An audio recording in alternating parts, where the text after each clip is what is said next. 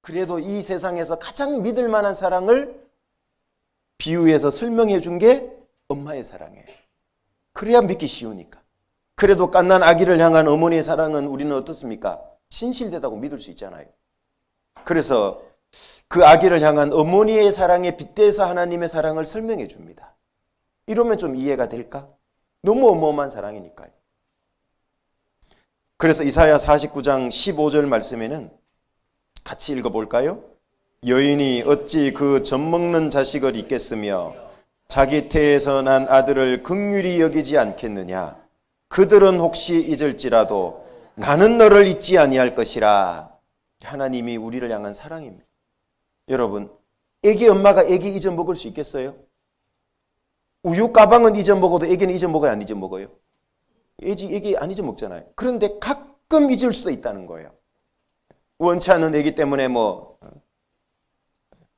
어린이 보호센터에 갖다 놓기도 하고 몰래. 근데 그런 일은 흔치는 않잖아요. 자, 이 여인이 그 젖먹는 자식을 잊겠으며 자기 태에서 난 아들을 불쌍히 여기지 않겠냐? 혹시 그들은 잊을 때도 있지만 나는 너를 결코 잊지 않는다. 이 어머니의 사랑에 하나님의 사랑을 빗대서 설명해 주는 겁니다. 이 사랑이라면 믿을 만하지 않을까? 이렇게 생각하고 설명해 준 겁니다. 예수님께서도 요한복음 16장 21절에 여자가 해산하게 되면 그 때가 이르렀으므로 근심하나 아이를 낳으면 세상에 사람 난 기쁨을 인하여 그 고통을 다시 기억지 아니하느니라. 물론 예수님과 죽으심에 대한 말씀을 이렇게 비유적으로 하신 말씀인데 이걸 여자가 해산하는 얘기를 하시면서 여자가 해산 때가 가까우면 근심이 찾아오죠. 특히 초산일 때 출산 선배들의 간증이 무시무시하거든. 숨이 꼴딱꼴딱 넘어가야 애가 나온다. 하늘이 노래져야 막 숨이 이렇게 돼야 된다 막 하니까 막 초산 때는 걱정이 되는 거예요. 그래서 힘들었지만 죽을 각오로 아이를 낳으면 세상에 사람 난 기쁨 때문에 그 고통을 기억지 않아요. 그러니까 둘도 낳고 셋도 낳고 자꾸 낳는 거예요, 이게. 사람 난 기쁨이 너무 크기 때문에. 사실은 이 아이를 낳는 고통은 무엇을 사실은 걸어야 되냐 하면 자기 목숨을 거는 고통이에요. 지금에야 뭐 애가 거꾸로 써도 병원 가서 제왕절개하면 되죠. 그런데 우리나라도 지금부터 한 4, 50년 전만 거슬러 올라가면 되게 집에서 시골에서는 출산 많이 했잖아요. 아기를 낳으러 방에 들어가면서 이 신발을 내가 다시 신을 수 있을까 신발 한번 보고 들어간다 그러시더라고. 그런데 중세로만 거슬러 올라가도요. 출산을 하다가 많은 산모들이 죽었습니다. 산욕열이라고 하는 그 질병에 걸려서 죽습니다. 출산하다가 생기는 감염병입니다. 아이를 낳고 죽는 산모들이 꽤 많았습니다. 위생적으로 의학적으로 발달하지 않았기 때문에. 하물며 예수님 시대로 거슬러 올라가면 더더욱 그러지 않겠냐 이 말씀할 때는. 산모는 출생이 자기 목숨을 거는 행위입니다. 그러니까 이 아기는 자기 생명과도 같은 거예요. 그러니까 이 아이가 태어나면 그렇게 기쁜 거예요.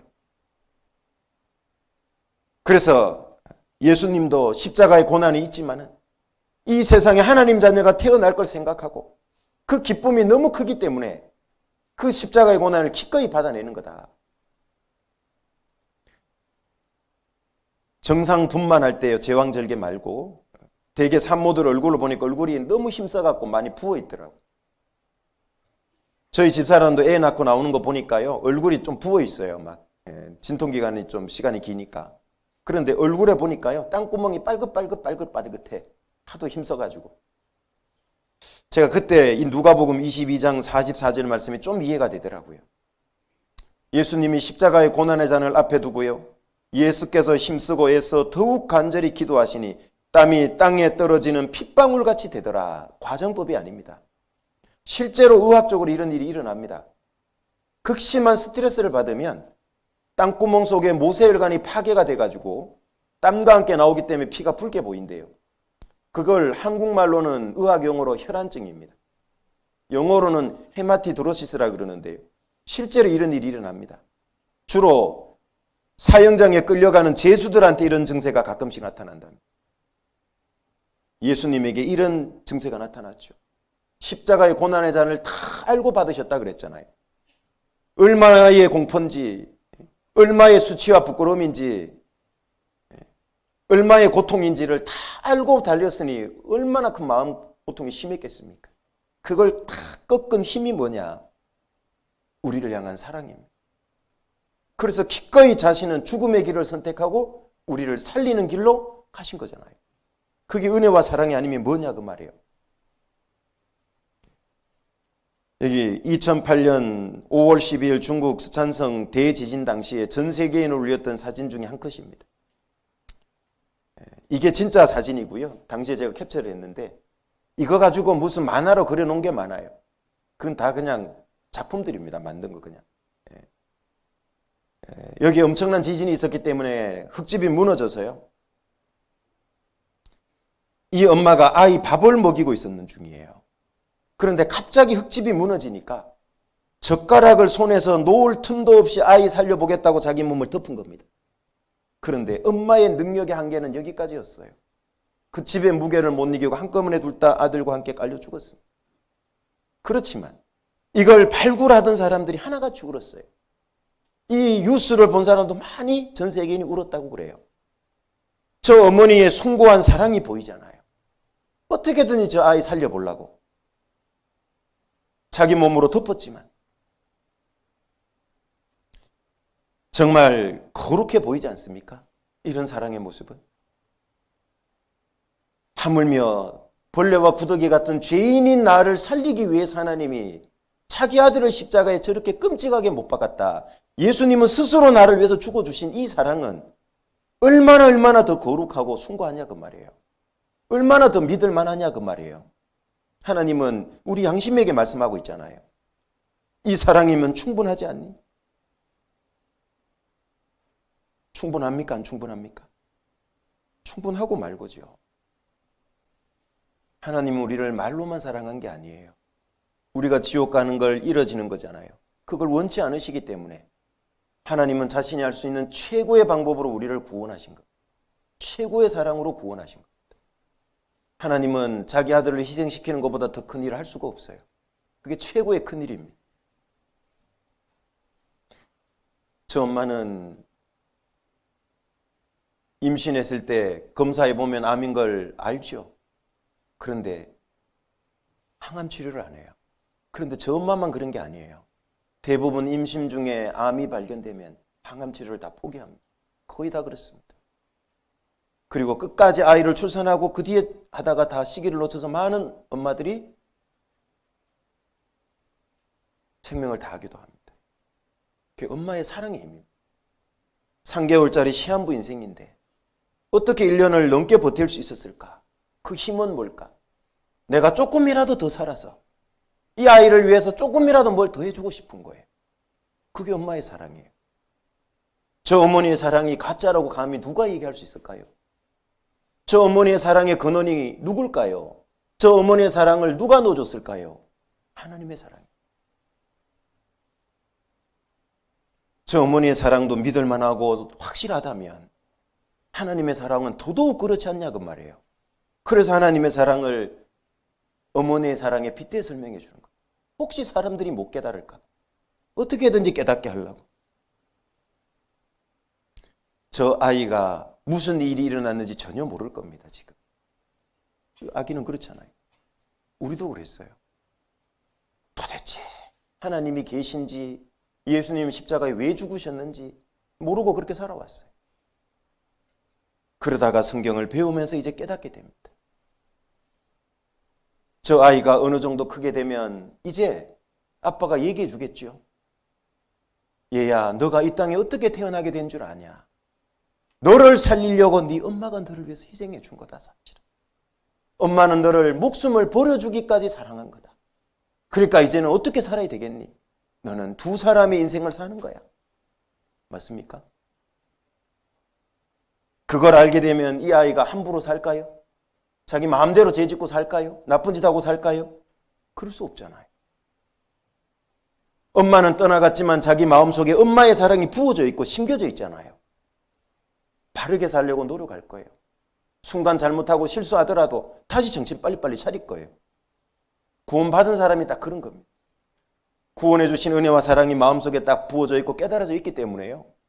때로는 격결로 나갈 때도 있고 때로는 침륜에 빠질 때도 있지만 그 영혼에 속죄해 주신 은혜와 사랑이 너무 커서 다시금 그 자리에 툴툴 털고 일어나서 또 달려가는 사람들이 그리스도인입니다. 그래서 그리스도인을 이기는 자라고 그래요. 영어로 overcome입니다. 극복하다는 뜻입니다. 그게 진짜 그리스도인이죠. 죄와 사망의 길에서 돌이켜서 구원받고 제사함의 은혜를 받고 이제 주님 따라가는 겁니다. 그게 회개잖아요. 진짜 회개. 고친 거잖아요. 이 길을. 로마서 5장 5절부터 8절에는 하나님께서 자신의 사랑을 이것으로 확증했다 말씀해 주셨는데요. 소망이 부끄럽게 아니함은 우리에게 주신 성령으로 말미암아 하나님의 사랑이 우리 마음에 부은 바 됨이니. 자, 구원받은 사람은 산 소망이 생겼습니다. 천국 갈 소망이 생겼습니다. 이 소망이 부끄럽지 않은 이유가 뭐냐면 내가 잘해서가 아니라 우리에게 주신 성령으로 말미암아 하나님의 사랑이 우리 마음에 부은 바 됨이니. 내가 하나님의 구원해 주신 은혜와 사랑을 깨달은 건 내가 머리 좋아서 깨달은 게 아닙니다. 성령이 도와주셨기 때문에 깨달은 거예요. 우리가 아직 연약할 때의 그 말은 죄 가운데 살 때에 기약대로 구약의 약속대로 그리스도께서 경건치 않은 자를 위하여 죽으셨도다. 경건치 않은 죄인이 나잖아요. 의인을 위하여 죽는 자가 쉽지 않고 선인을 위하여 용감히 죽는 자가 혹 있거니와. 그런데 우리가 아직 죄인 됐을 때에 죄인을 위해서 죽는 사람이 있겠냐 그 말이에요. 그리스도께서 우리를 위하여 죽으심으로 하나님께서 우리에게 대한 자기의 사랑을 확증하셨느니라. 확실히 증거했다. 누구라도 믿을 수 있을 만큼 확실히 증거해줬다. 의심 없이 받아들일 수 있을 만큼 확실히 증거해줬다. 이 세상에 어떤 종교의 신이 교주가 내 죄를 위해서 대신 죽어준 종교가 있던가요? 자기를 위해서 죽어달라고 요구하지 죄인인 나를 천국 보내려고 대신 죽어주는 종교가 있냐 그 말이에요. 그런 종교는 없습니다.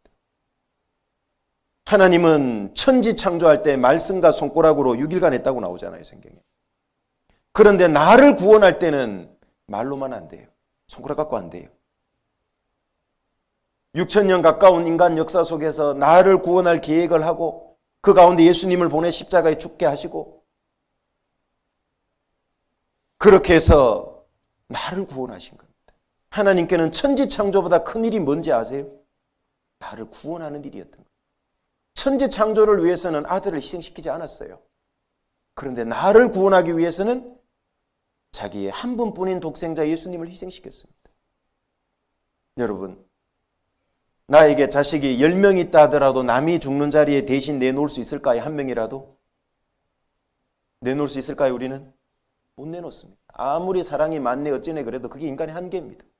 전 세계에 다니면서 NGO에 막 속해가지고 활동하고 막 자선사업하고 막 구제활동하고 전 세계 돌아다니는 사람 많잖아요. 그런데 그 사람에게 다른 사람 살리기 위해서 흑인 아이 하나 살리기 위해서 당신 아이 희생시켜보라고 할 수 있을까요? 그게 인간의 한계입니다. 하나님은 여러분 이 앞에 도로에 구더기 한 마리가 꿈틀꿈틀 올라가는데 저쪽에서 11톤 덤프트럭이 달려와요. 그 구더기 살리고 대신 죽을 분 계십니까? 그런 분은 없을 겁니다. 그런데 한 분 계시잖아요. 오히려 벌레와 구더기보다 더 끔찍한 죄인인 나를 살리려고 십자가에서 대신 죽어주셨잖아요. 그건 은혜와 사랑이 아니고서는 도저히 할 수 없는 겁니다. 그 사랑을 확증해 보여주셔서 믿을 수 있게 해주신 겁니다. 이 사랑을 우리는 알면 믿을 수 있는 겁니다. 알고 믿었노니. 같이 읽어볼까요? 사람이 친구를 위하여 자기 목숨을 버리면 이에서 더 큰 사랑이 없나니. 그래서 사랑의 완성 최고봉은 뭐냐? 대신 죽어주는 겁니다. 시간을 함께 보내주고 물질을 사용해주고 자기 신장 하나 떼주고 큰 사랑이죠. 그런데 더 큰 사랑은 뭡니까? 죽을 자리에 대신 죽어주는 겁니다. 이런 일들이 가끔 벌어지잖아요. 이거는 정말 숭고한 사랑이죠. 진실되다고 믿을 수 있잖아요. 하나님은 십자가를 통해 가장 큰 사랑을 보여준 겁니다. 믿을 수 있는 사랑입니다.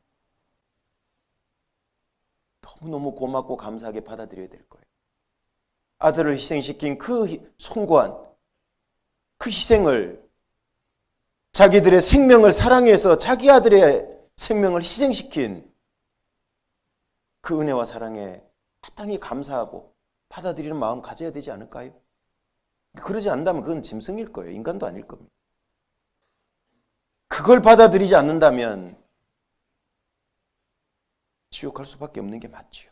얼마나 악한 겁니까? 그래서 하나님은 우리에게 믿을 만한 확실한 증거, 자기 손으로 내 아들을 십자가에 너를 살리려고 대신 희생했다. 이거면 충분하지 않니? 이 사랑이라면 믿을 만하지 않니? 라고 복음 말씀을 통해 우리에게 말씀해 주고 계시는 겁니다. 충분합니까? 안 충분합니까? 이 사랑은 구원했다는 증거가 됩니까? 안 됩니까? 확실히 알고 믿을 수 있지요? 네, 충분하지 않습니까?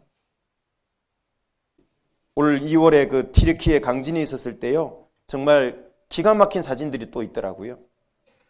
3명의 아이들이 잔해 속에 갇혀서 오도 가도 못해요. 아직 구조도 못 되고 있는 그 엄마입니다. 이 엄마는 그 자리를 떠날 수 있을까요? 없을까요? 못 떠나요. 아이 살려낼 때까지. 되면 말고, 되고 안 되면 말고 이런 게 아니잖아요. 이건 더 기가 막힌 사진이죠. 여기에 웬 빨간 옷 입은 사람 하나가 앉아 있어요. 이 자리를 못 떠나요. 여기 확대해 보니까 침대 위에 뭔가 손이 하나 보여요.